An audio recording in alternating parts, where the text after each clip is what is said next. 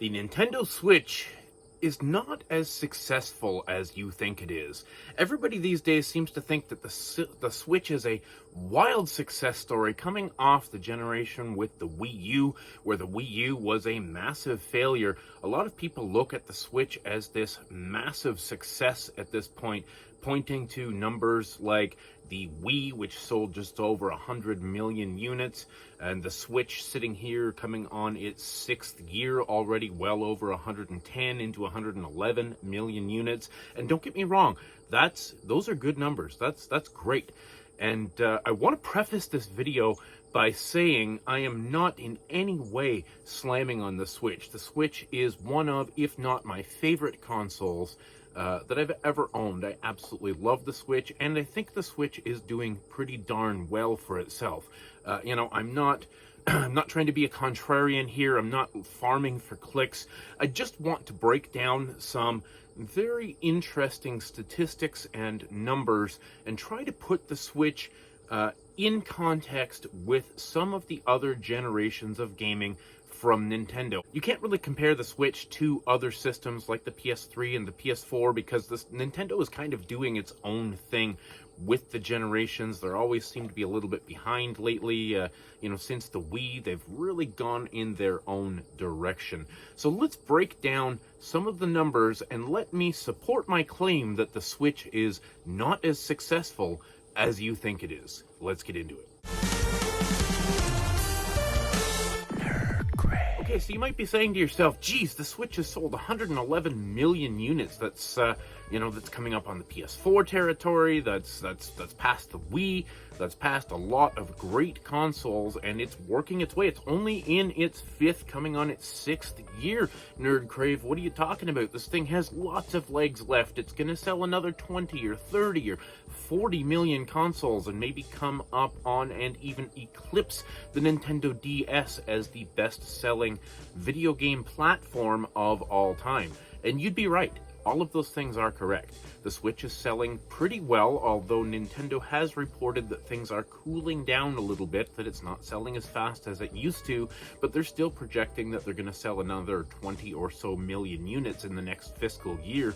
And that's going to put it well up into the 130, 140 million units sold. So the Switch is a success. I'm not saying the Switch is not a success, but we need to put it in context. So for those of you out there that have been playing Nintendo for a long time, you're going to know that Nintendo has always had 2 systems in play at the same time. From all the way back shortly after the NES launched in 1998, in 1989, a little dyslexic am I? 1989, they launched the Game Boy. And the Game Boy line of systems, the Game Boy and Game Boy Color, ran for several years, like 10, 11 years in the marketplace, going through the Super Nintendo's life cycle and with the Game Boy Color into the N64 life cycle. But they always had these 2 systems side by side since 1989. Of course, during the N64 era, we were finishing up with the Game Boy Color. In the GameCube era, we had the Game Boy Advance. In the Wii era, we had the DS. In the Wii U era, we had the 3DS. And so Nintendo has always had these 2 companion systems, and they've been selling not only 2 different devices at the same time, but they've also been selling software for both of those devices at the same time. So really, when you look at Nintendo, you have to break it down into Nintendo's generations, not necessarily the generations that all the other gaming, 6th generation with the PS2, 7th generation with the PS3. Nintendo's been a little offbeat with that since the Wii era. So let's look at Nintendo's generations and look a little bit at the lifetime sales. So most of us would consider that the GameCube was a quirky little failure. It only sold just under 22 million units, which is surprising because everybody talks about the GameCube these days. Everybody loves the GameCube. It's the hottest system to collect for. But I would consider, and Nintendo would probably consider, the GameCube to be a failure. and their sales had been going down. The NES sold about 65 million units. The Super Nintendo dropped down to about 50 million units thanks to competition with the Sega Genesis. The N64 dropped to about, 33 million, I think it was, 33 million units sold. I'm just looking down at my notes here because there's a lot of numbers and facts and figures to bounce around. So, and the N64 was 33 million, the GameCube dropped down to 22 million. So Nintendo was on a constant decline with their home consoles. But at the same time, they were blowing it out of the water with their handhelds, the Game Boy and Game Boy Color line of consoles, selling, jeepers, 119 million units, just about. That's pretty crazy. The Game Boy still sold better than the Switch. Just, for point of reference. And there's another metric that you have to consider when you're looking at the overall success of a gaming platform, and that is the attach rate. That is how many units of software sold for that particular, device, and how many units of software per device were attached to each console. How many pieces of software that you went out and bought for that console on average. Now, of course, everybody's different. You've got crazy collectors like me, where I have like 100 plus games on my Switch and 100 plus games on Steam and 100 plus games on a bunch of other consoles. And then you've got the average Joe out there who plays 2 or 3 games a year, maybe a Call of Duty and a Battlefield or something like that, and they buy something like a PS3 or a PS4, and through the entire console's lifespan, then they may only buy 6 or 7 games. And that really relates to these attach rates as we see them. So I want to go through some of this stuff, because if you take Nintendo's generation as a whole and look at the GameCube generation, it was not really a failure. You look at the GameCube selling 22 million, the Game Boy Advance sold about 82 million units. That brings it up to 104 million devices sold in that generation that they were producing software for. They produced 585 million pieces of software they sold, sorry, they didn't produce 585 million games. I'm going crazy with my numbers here. They sold 585 million pieces of software between the Game Boy Advance and the GameCube. With the GameCube selling about 208 million and the Game Boy Advance selling about 377 million pieces of software. So if you look at 585 million pieces of software sold against the 104 million devices sold, that's a 5.6 attach rate. So 5.6 games per device were sold, and that's not great. The Switch, and this is really the point that I want to get into here, because we don't know how these numbers actually work. So Nintendo is claiming that in this fiscal year that they're coming up on 1 billion pieces of software sold. And that is a huge number. Those are PlayStation numbers. Like, if PlayStation crosses 1 billion or so, they're celebrating it.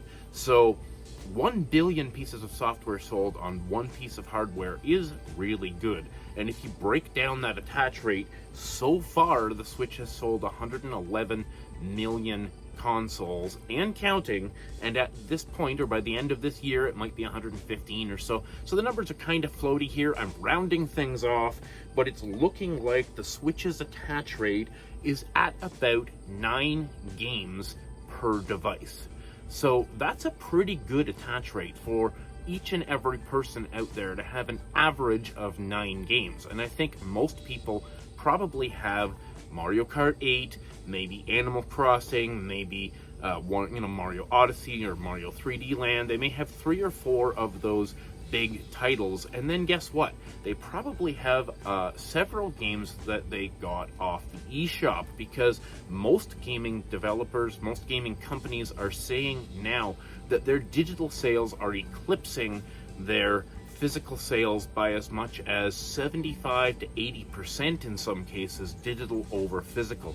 So we know that most people are going into that eShop and they're shopping through those great deals pages, and you can be pretty certain that a lot of the games that they are selling are those $2 and $3 shovelware type titles and massive blowout sales. We have seen this on the Switch eShop since the very beginning, that developers who are putting games on the eShop, in order to get attention and get their game to rank in the lists, they have to put things on crazy sales to get people to buy these games so that they can move up in the list and get more attention, and then they can put it back to regular price and stay at the top of the list for a little while.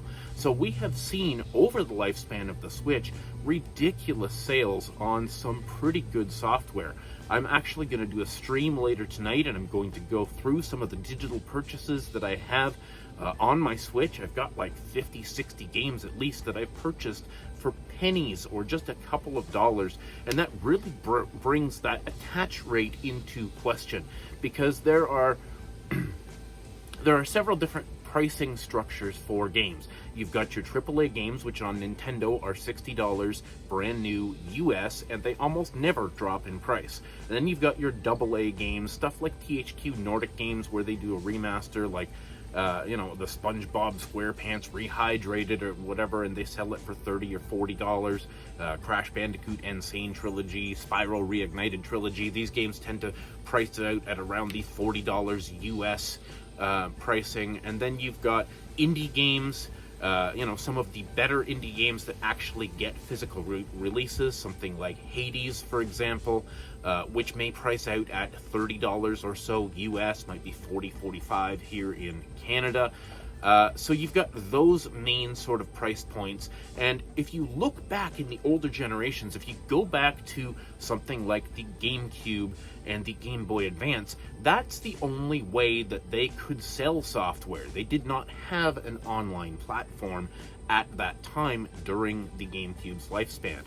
We eventually did get an online platform with the Wii, and it was pretty cool, but again, you gotta wonder how they calibrate those software sales numbers, because are they counting 2-cent games as a unit of software sold? Because I have bought several games on my Nintendo Switch that were literally pennies, like a penny or two. I've bought several games that were $1 or $2, like actually probably a couple dozen games under $3. How much money does Nintendo make off that to really mark that as success?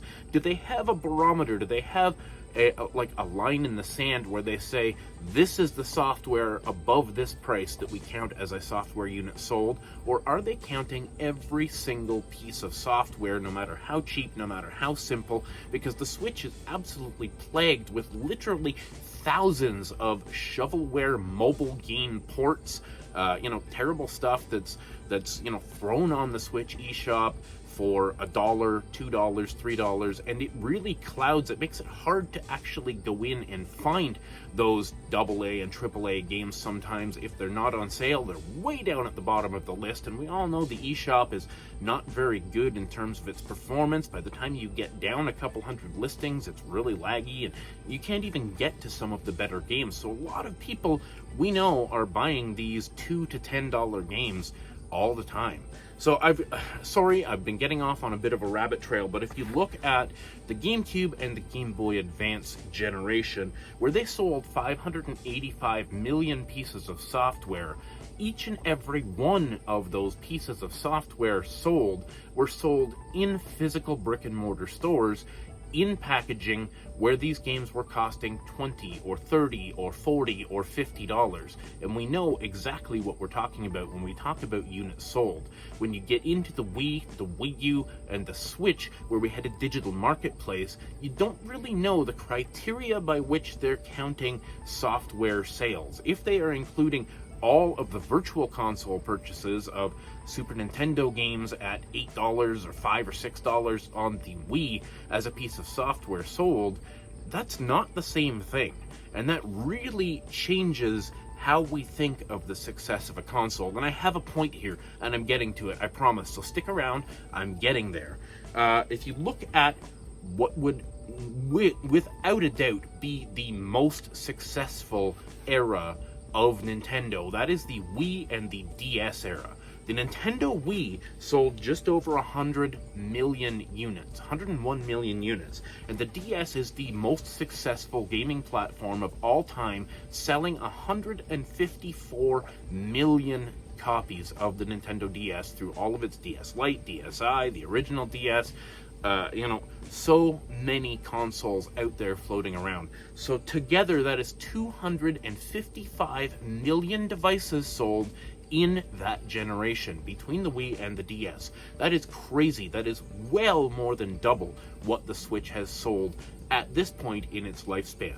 The Switch is never going to catch up to that because Nintendo has consolidated their two businesses, handheld and home console, into one device, the Nintendo Switch.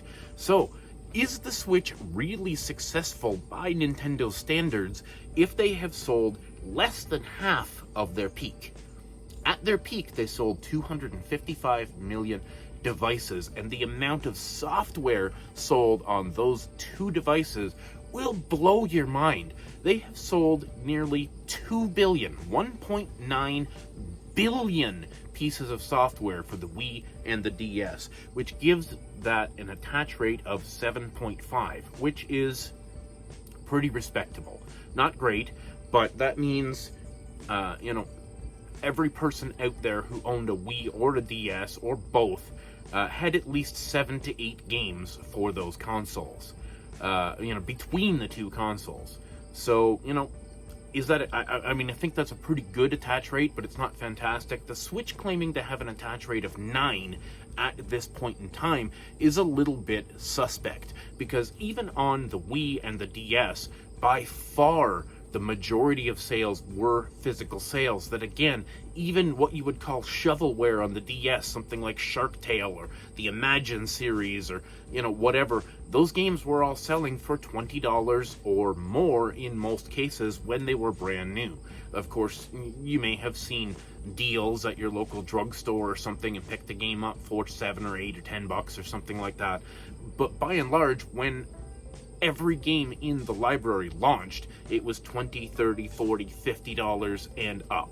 So, does it really count to say that the Switch has sold almost 1 billion pieces of software when a good percentage, more than half of those sales are digital, and more than 3/4 of the digital options available to you are junk games that are anywhere from $0 to $10. So I don't know, guys, I've really been rambling here, but when you look at the sales and the attach rate for some of these consoles, looking at something like 585 million pieces of software sold for the GameCube and the GBA, 104 million pieces of hardware is pretty similar to the Switch. And I wonder, if Nintendo was to set a barometer at, say, $30 and say none of the sales below $30 count as software sold, would we be anywhere near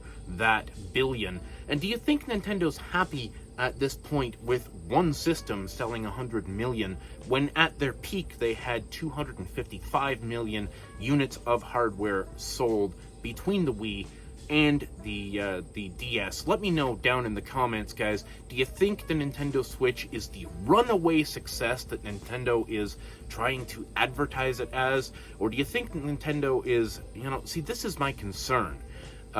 Do you think they're going to go to something different? Everybody's been talking about a Switch Pro or the Switch 2, and, what is the future for Nintendo? And Nintendo has a history of making a clean break and doing some other weird gimmick in the next generation and totally screwing things up. And this is really the question. Are they going to stick with the Switch architecture and give us a Switch 2?